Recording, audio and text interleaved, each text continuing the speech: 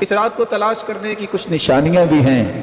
سب سے پہلی نشانی یہ ہے کہ لیلۃ القدر کی رات میں وہ رات بڑی ہی پرسکون ہوتی ہے، اس میں شور و شغف نہیں ہوتا۔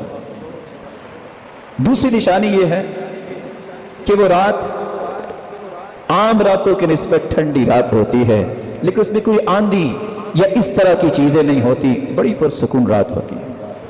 تیسری نشانی، اس رات میں روشنیاں ہوتی ہیں، لیکن آج کل کے ماحول میں اس کا اندازہ میں اور آپ نہیں کر سکتے۔ جہاں بلب اور اس طرح کی چیزیں ہیں، وہ جگہ جہاں کوئی بھی لائٹ کا بندوبست نہیں، اس کا نظارہ وہاں کیا جا سکتا ہے کہ فرشتوں کے نزول کی وجہ سے اللہ عز و جلال نے زمین پہ کیسی روشنی کی ہے۔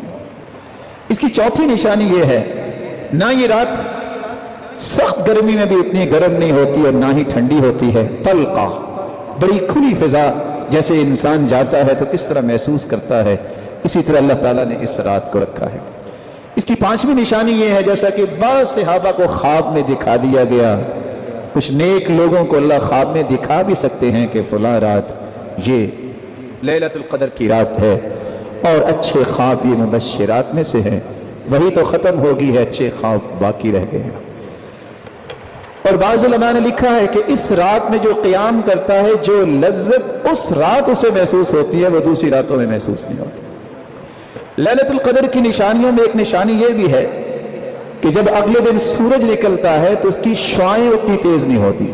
ہاں، سورج کی شعاعیں تو ہوتی ہے، لیکن جو شعاع کے اندر تپش ہوتی ہے، وہ سورج کی شعاعیں اس طرح اس کی نہیں ہوتی، بالکل صافیہ ہوتی ہیں، بالکل صاف ہوتی ہیں۔ لیست کعادتها فی بقیت الایام، عام حالت میں اس طرح نہیں ہوتی۔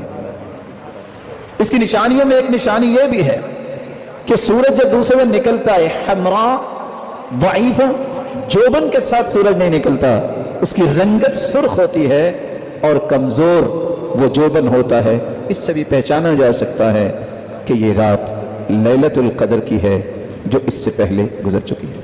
اللہ عز و جلال اس رات کی تلاش کی ہمیں توفیق عطا فرمائے۔